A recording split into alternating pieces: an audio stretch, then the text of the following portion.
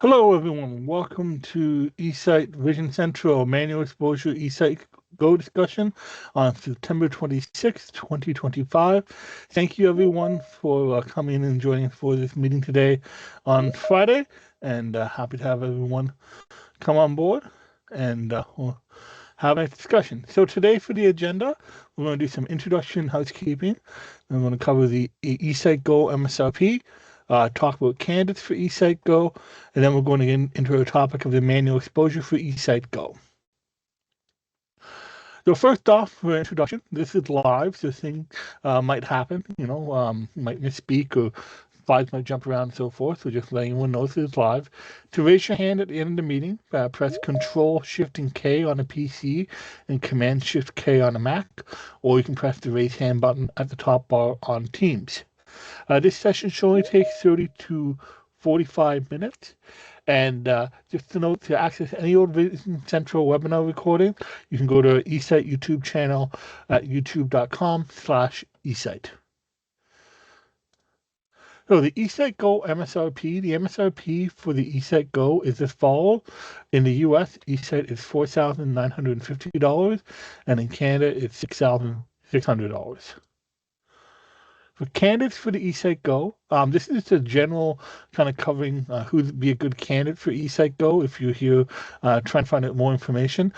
We do advise, though, that if you do have specific questions about a condition or whether eSight would work for someone, to please call in and ask at Gentex to discuss whether eSight's a good technology for you or not. But in general, eSight designed for those with an acuity of 2080 to 2600, and it's designed to assist those with central vision loss. We do recommend that people have some functional peripheral vision to get the visual benefit of the eSight Go. eSight Go can assist a variety of conditions, but conditions that affect peripheral vision, such as glaucoma, retinitis pigmentosa, can also be more challenging to assist because they do affect peripheral vision. So that's just something to keep in mind. Not saying that it won't help with those conditions, but it's a bit more challenging to assist. So for the topic today, we're going into manual exposure for eSight Go. And the first topic we're going to get into is going through a walkthrough of manual exposure with Leah, and she has a video here that I'm going to bring up for everyone to see how the manual exposure works. Just to note before I get into this, manual exposure has been a feature that's been added to the eSight Go software as of our 5.2 software update, and that came out on August last month. And so if you are looking, at your eSight Go and you're unsure, why you can't access the manual exposure functionality, I would advise checking to see if there's a software update for your unit. All right, so I'm going to bring up the video here, and should be able to hear this. So we think of exposure as how much light the shutter of the camera lets into the device. A lot of times, auto exposure, which is your default setting on the eSight Go, is what you need, is perfect. Sometimes that situation arises to where you need manual exposure, and we'll be going through that. So right now, this example is facing the sun. My back is to the sun. The example is facing the sun. So the exposure is perfect. So if I wanted to change it, then I would quick press your mode button until you get to exposure. And then you would use your arrow keys, your arrow buttons, to change the exposure, to adjust that number. And as you can see here, once I up it even just a little bit, it is too bright. So that is letting in more light than what the camera is able to handle. So in this case, I would then realize that I would back it down. And to get from manual exposure to auto exposure, you would go down to manual 1, and then you would go 1 below that. So basically exposure 0 is auto exposure. And that's how you swap between the auto and the manual exposures. Now here we've flipped to this example to where I am now facing the sun, and the example is backlit by the sun. So the image is much darker. It's a lot harder to see any detail or anything like that. So we would change that by changing the exposure, by putting it into manual. So again, you're going to use your quick presses on your top mode button to get to exposure. And then you're going to use your up or down arrow buttons to make that adjustment. And when you make the adjustment, sometimes what it gives you might not be correct. So it is all just dependent upon what you prefer and how you are seeing through the device. But as you can tell here, I can go up and it gets a little bit brighter each time. Eventually it will get too bright, but you still got a ways to do that. And then just like before, I can put it back on auto exposure by going down to exposure 0, and that puts it to auto.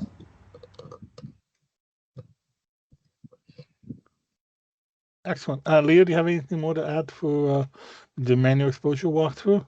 Not that I can think of. Just go with your gut feeling. Again, auto exposure actually does a lot for what you need it for, but there are a few instances that everyone else is going to talk about where it doesn't quite hold up, and that's when you're most likely going to need it. But in everyday situations, auto exposure works perfectly.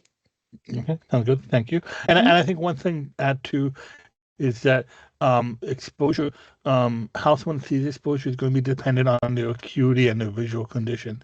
So some people are maybe more sensitive to changes with the exposure than others, and might not struggle with things as much. Like, for example, with looking at that sweater with the exposure, when Leah adjusted the exposure, you could see that the texture, I should say, the shawl, sorry, Leah, but the texture, That's okay. the texture, the washed away, like it wasn't invisible, and it depends on how well you're seeing how soon that would happen. And so I just want to bring that up, that there is no set number with Yeah. exposure. You're adjusting it for when it looks good for you when you're making that adjustment. And sometimes that doesn't come across on film, camera, eShare, all of those things combined. Yes, correct. Yep, exactly.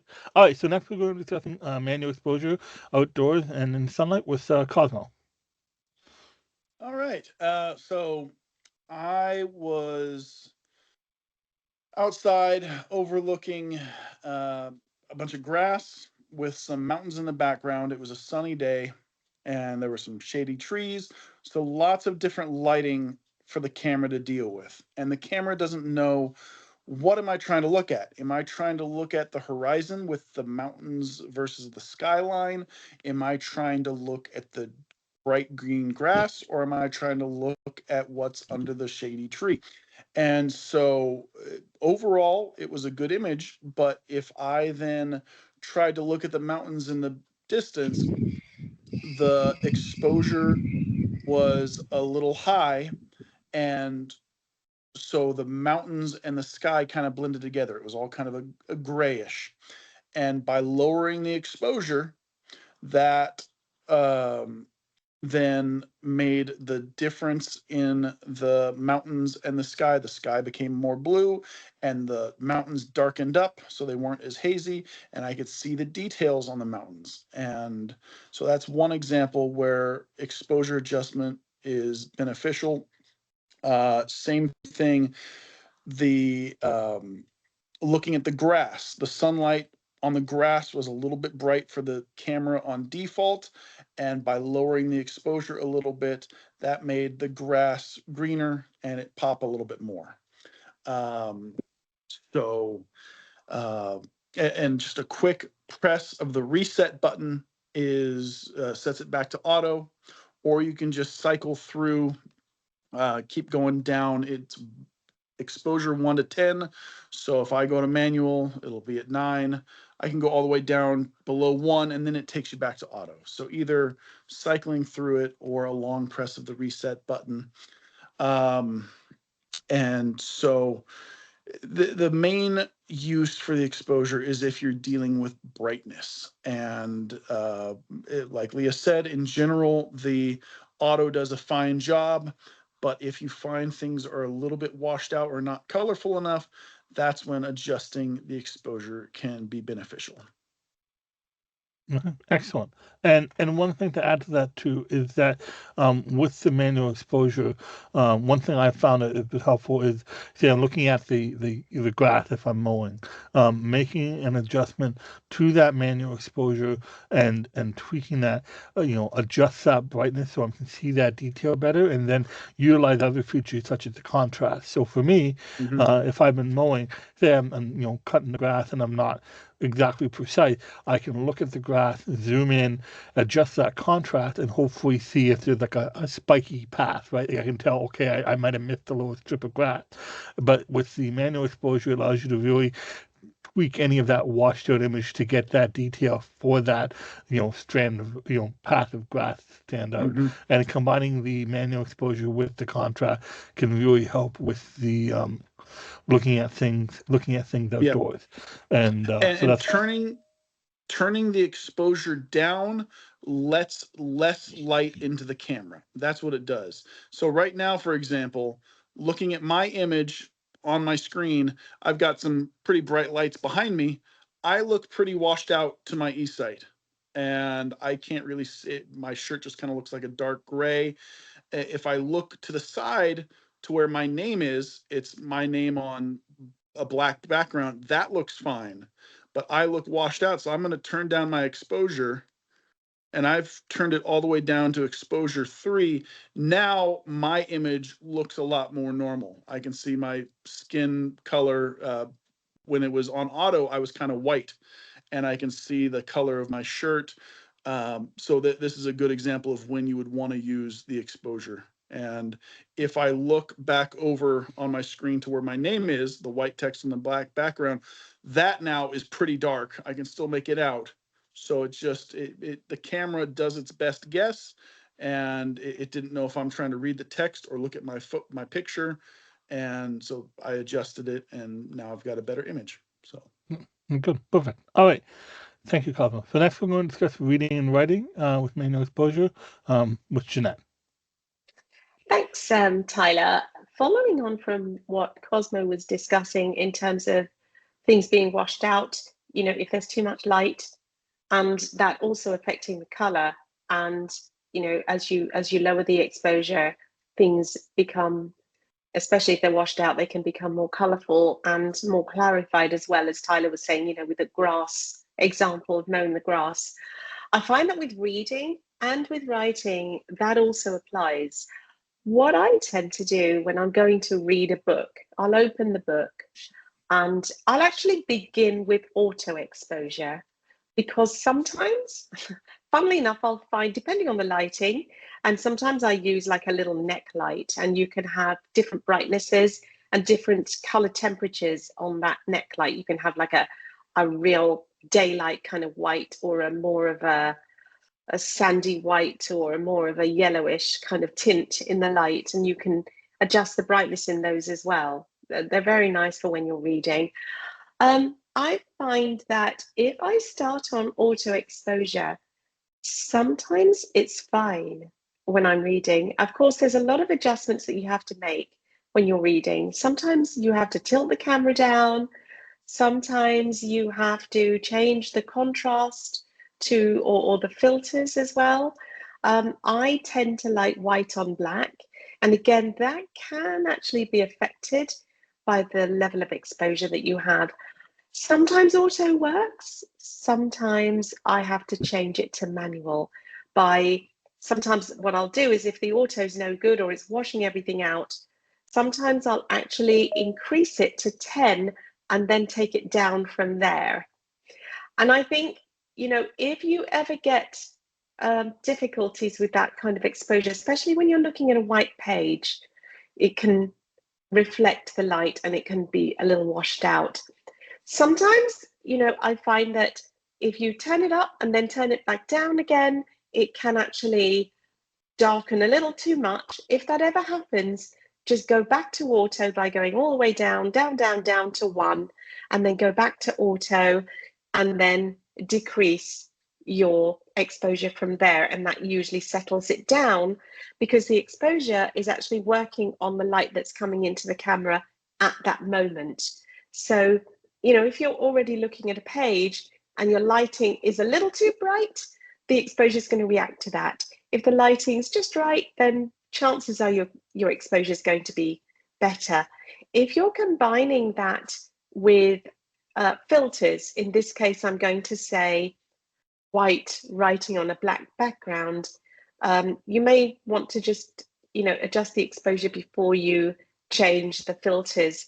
I find that reading with white on black and actually writing with white on black is very effective. If you really like everything to pop out and you've adjusted your exposure, then I find that for me personally, white on black is really good, and yellow on blue I find is really nice as well.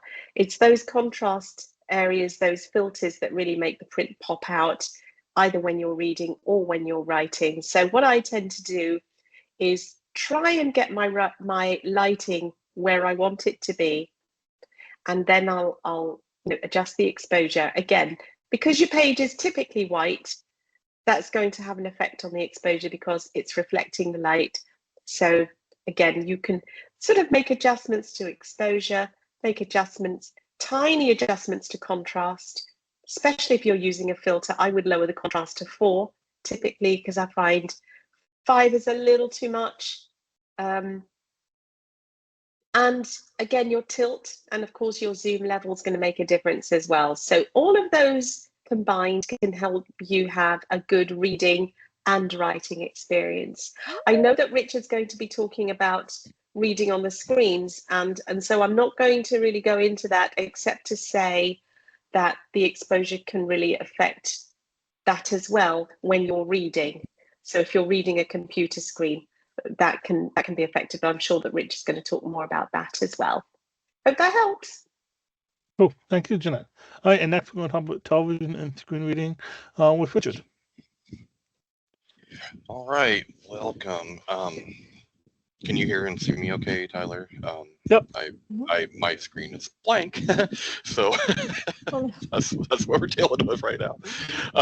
Okay, so we're going to talk about using the exposure with watching TV and using screens. So this is probably the number one request that we had when it came to putting in this manual exposure, was to be able to address and help compensate for screens and TVs that put off their own light. So as you're watching something, your environmental light could be just perfect, but your TV could be especially bright, and that could overexpose the camera. So just like everyone else has mentioned, you want to use your mode menu, your mode button, to go to exposure, and then you can use that rocker arm to make whatever adjustments you need. Now, typically, when it comes to TVs and screens, the adjustment you'll most often find yourself making is going down. Typically, we want to reduce the amount of light coming into the camera. And that not only will make it, you know, a better image, but it's going to make a more clear image as well.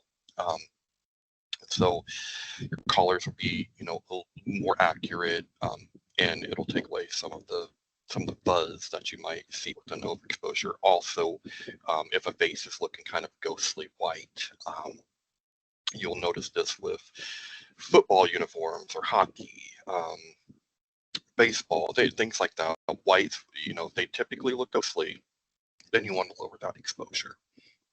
Another thing that can be really important when it comes to screens is the distance that you're maintaining to that screen. Remember, if you were used to setting 10 feet away from your television, and you're pretty used to what those numbers are going to be different if you're setting 15 feet away from the television. So that's why when I encourage you to adjust your exposure, just ignore the number and adjust it to where you're getting the best image, because that will change depending on the distance that you are from that.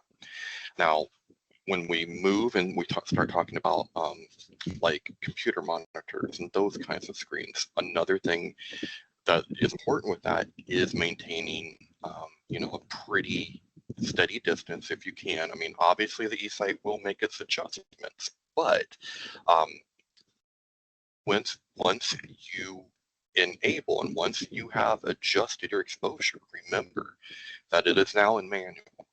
And so the only way that eSight is going to adjust is whether if you touch it or if you put it back into auto.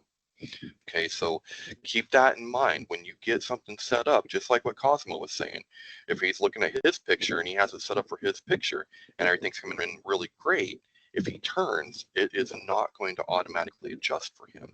So that's why, keeping a steady distance, keeping everything as same as you can is very beneficial when using eSight with your screens.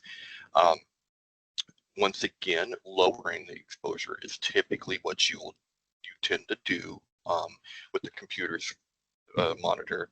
But once you have it as dialed in as you can, remember, just like with the reading and the writing, the contrast is then going to be where you come in and try to make your fine tune. You get your exposure where you can see everything good and everything is pretty clear. Then you can go over to exposure and just kind of really fine tune it in. But once again, definitely the distance to the screen is important. And then if, like I said, if you see any washing out, that is a sign of wanting to lower the exposure.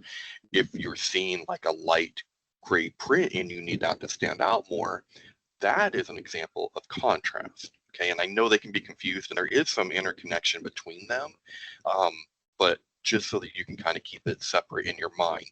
If you're trying to darken something up as in to see it in print, that's usually going to be contrast, versus if you're trying to darken an image or a screen, that's going to be your exposure.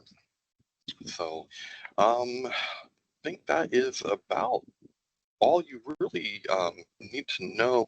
If for some reason you can't get it low enough, remember you can always use the brightness on the device that you are using. So you can turn the brightness down on the TV or the monitor, and it's going to do the same thing.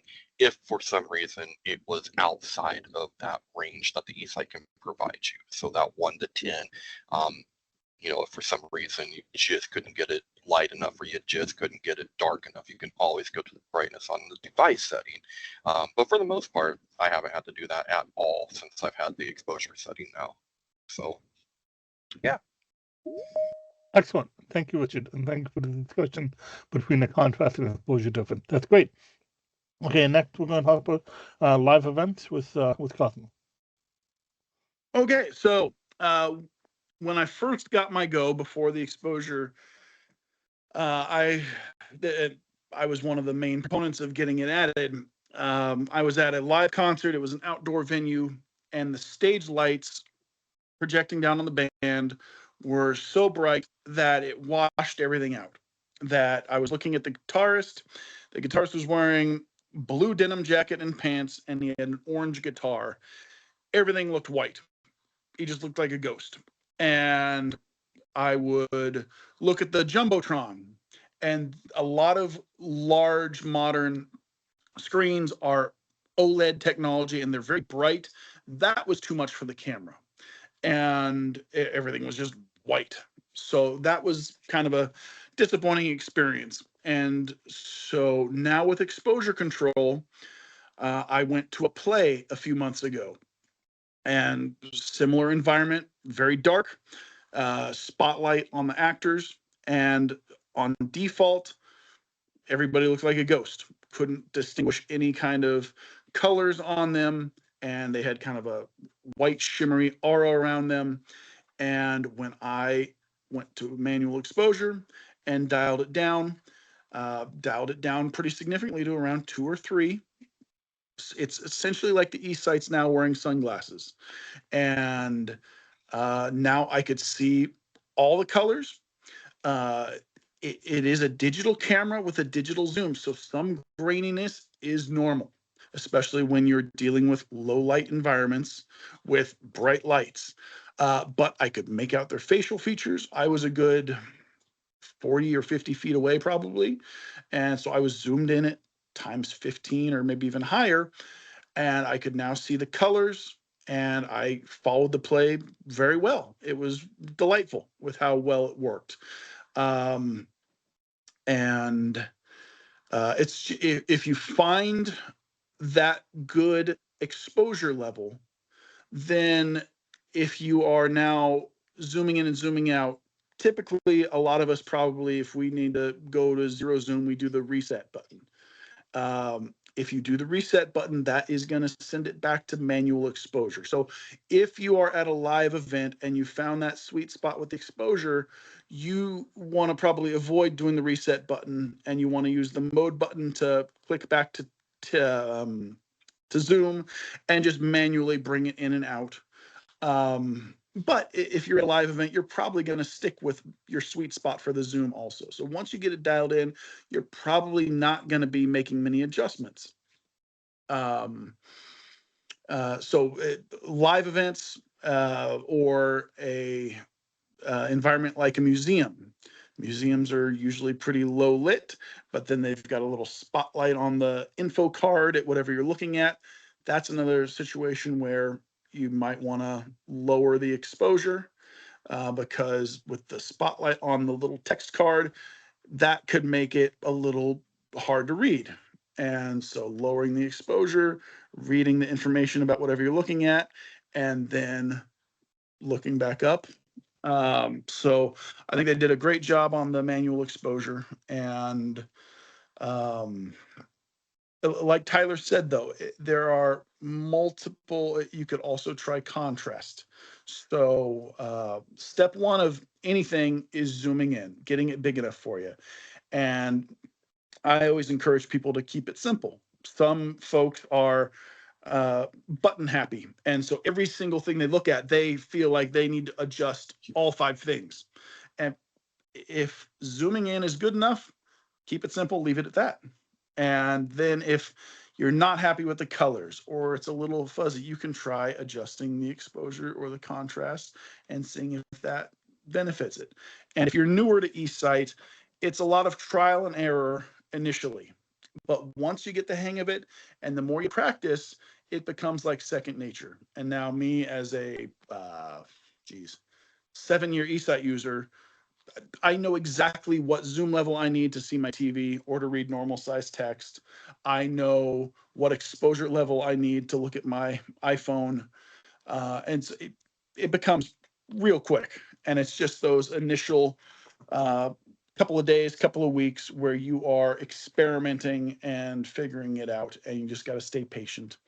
Tyler, anything else? No, that's great. That's a great discussion there for live event. And definitely, once you have the exposure adjusted, having the adjustment of contrast is definitely helpful. Yeah. Sorry, my apologies. Definitely helpful. Told you we were Tyler, live. take a quick look in the while we're doing the Q&A. Take a quick look in the chat for me. I can't access the chat right now, Cosmo. Okay.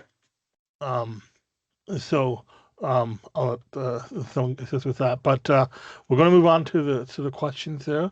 And Cosmo said there's a question in the chat. Devesh, do you see a question there? Not yet. If anyone has any question, please raise your hand up.